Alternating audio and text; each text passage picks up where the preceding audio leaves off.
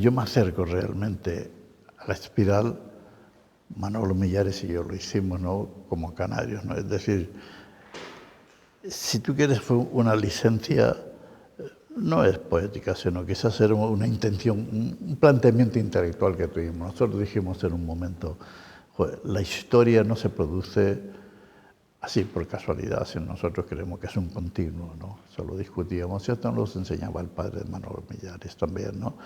Creíamos que era un continuo y que entonces el arte no sucedía porque sí, sino el arte siempre tenía, para que fuera el arte, para que fuera de verdad, tenía que tener esa posibilidad de la investigación sobre los orígenes, sobre lo que éramos, y que realmente se va siempre desde lo particular hacia lo universal.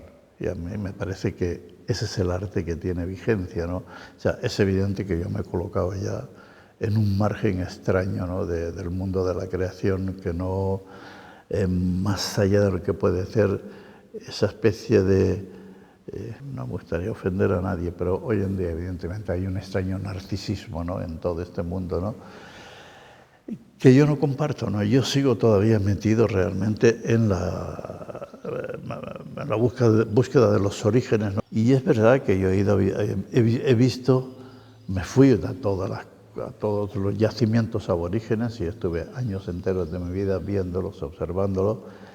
En medio de ello, claro, que vivía en Grecia, vivía en París, ¿no? Y ese es el fundamento de todo mi trabajo, las espirales. ¿Por qué la espiral, que es una cosa tan, podría ser muy monótona, porque una espiral y otra espiral es prácticamente lo mismo, ¿no? Sin embargo, todas al parecer son diferentes, o por lo menos así lo aprecia quien las ve, ¿no? Una espiral es un sentimiento, una necesidad, ¿no? Entiendo lo que quieres decir, porque es muy común, ¿no?, ese sentimiento de que yendo hacia lo primitivo uno viaja hacia lo esencial, hacia la esencia de las cosas. Entonces, es como si los pueblos antiguos o los pueblos que no han tenido un desarrollo cultural, que no han ido acumulando capas. La cultura es acumulativa y se van acumulando como estratos, ¿no?, como capas una encima de otra. Si vas a la primera capa, pues estás más cerca de lo que es universal, que es la esencia del ser humano y del pensamiento humano. Entonces, esa es yo creo que esa es la fascinación que ejerce el arte de los pueblos que no han tenido un desarrollo, ¿no?, como el de los pueblos occidentales, que no han ido acumulando capas una encima de otras y que se mantienen en la capa original primigenia. A mí hay, en relación con el tema del origen del arte y del adorno, ¿no?, hay una referencia que releí recientemente y que me impresionó mucho en Ortega y Gasset, una reflexión acerca del adorno corporal. Me llamó mucho la atención que decía Ortega y Gasset que cuando un indio o un hombre primitivo se pone una pluma en la cabeza, es como si se pusiera, es como si fuera el acento, ¿no? Porque ese hombre primitivo no quiere llamar la atención sobre la pluma, sino sobre él, ¿no? Siguiendo el razonamiento de Ortega y Gasset, hay un momento en el que ya no es así el arte. Porque cuando uno hace un objeto artístico, o pinta en una pared, o graba algo, en realidad ya no quiere llamar la atención sobre su persona, sino sobre la obra. Ese es un cambio esencial en la historia del arte, ¿no? Pasar de ser tú el soporte y de intentar llamar la atención sobre ti, a desviarla hacia el objeto artístico, ¿no? Las manifestaciones artísticas que ya están separadas de los cuerpos son compartidas, ¿no?, vamos a decirlo así. Ahí es donde empieza eso, sí. Fíjate, hay un escrito también sorprendente de Ortega, ¿no? Además yo lo tengo como leitmotiv de toda mi creación, ¿no? Sí. Él dice, además le da una autonomía a la obra, y dice que la obra de arte demanda del autor una identidad, ¿no?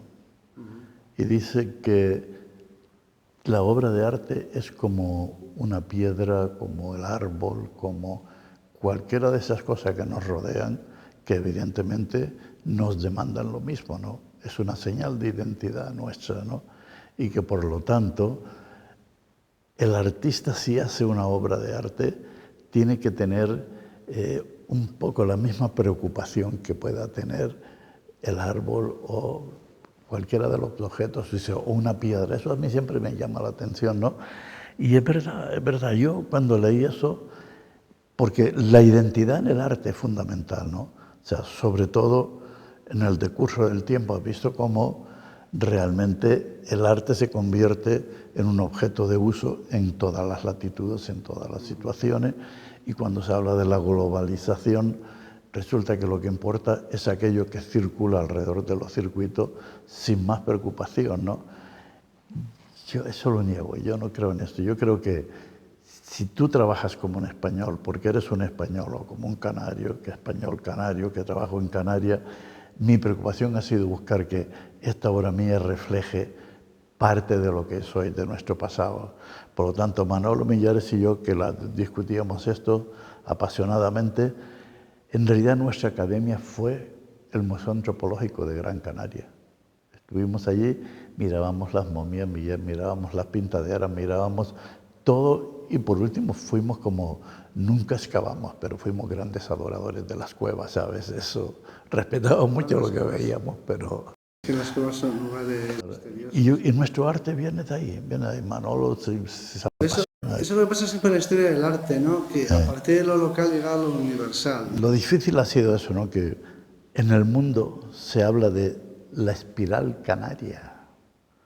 Sabemos que hay espirales en todo el mundo, en todas las grandes civilizaciones tienen espirales, las celtas, las otras, qué sé yo. Y sin embargo parece que la opinión está dispuesta y tiene necesidad de ese reconocimiento, es decir, de situar las cosas en su sitio, porque estamos viviendo un momento de dislocación absoluta, ¿no? O sea, que la pasión es de otro orden y el estar en medio de las cosas también tiene otro sentido, ¿no?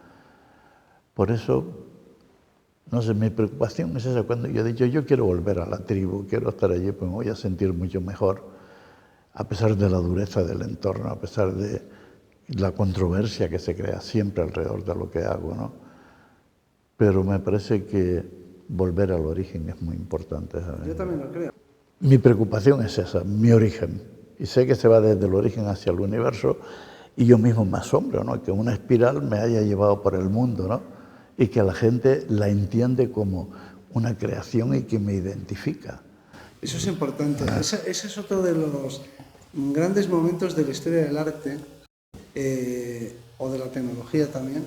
Y es que a partir de determinado momento los seres humanos empiezan a fabricar objetos, y es un momento tardío, objetos que les sobreviven. O sea, objetos que tienen más vida que ellos mismos.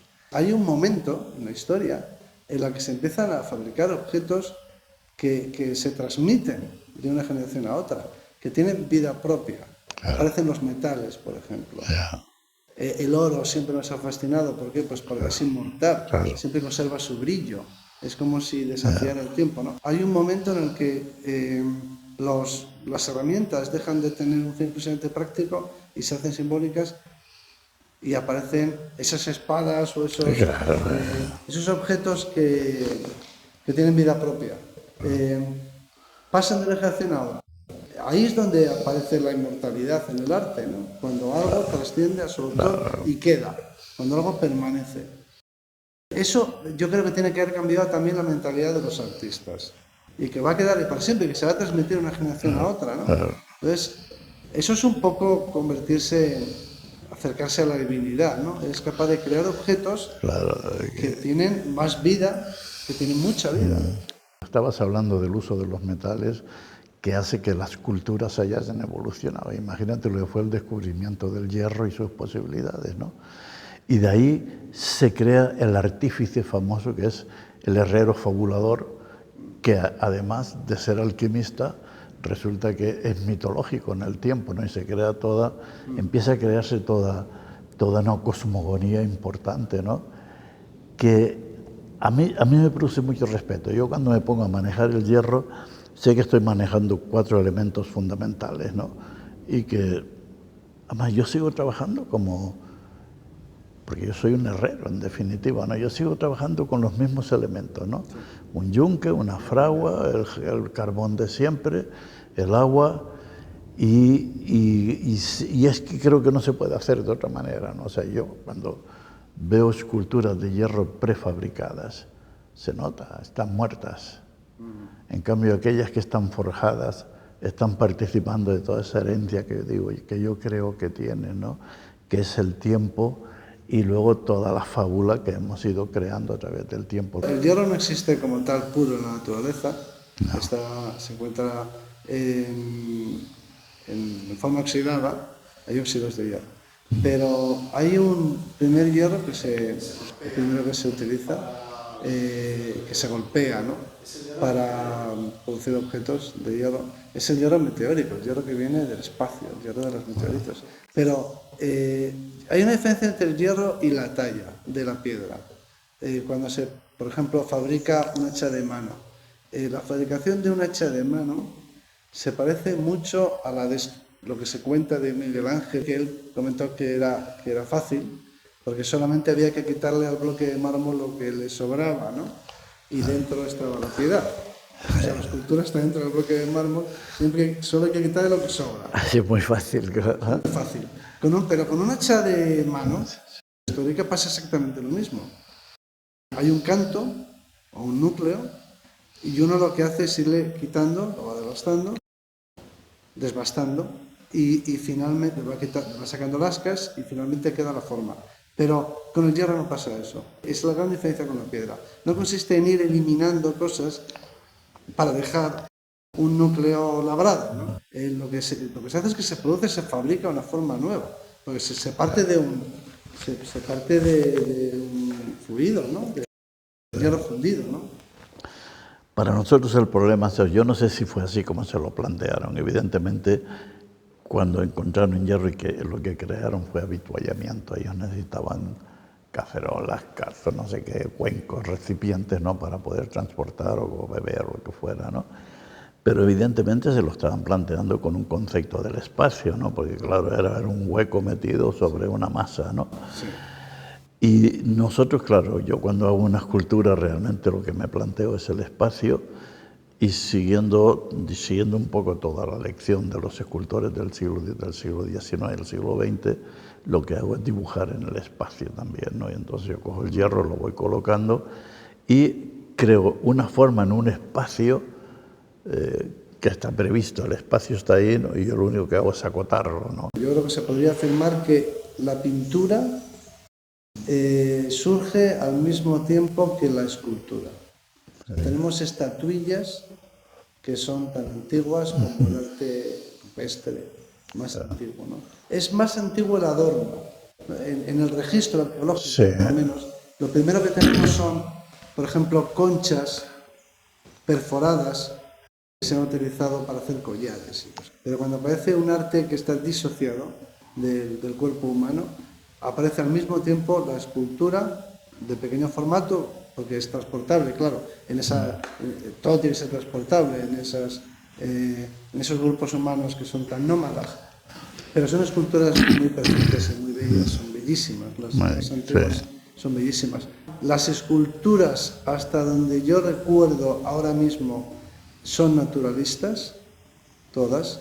Se pensaba, curiosamente eso, reflejaría la mentalidad de los que elaboraron esas teorías. Se pensaba que el signo, por ser más simple, aparentemente, de ejecutar, por lo menos, precedía al realismo.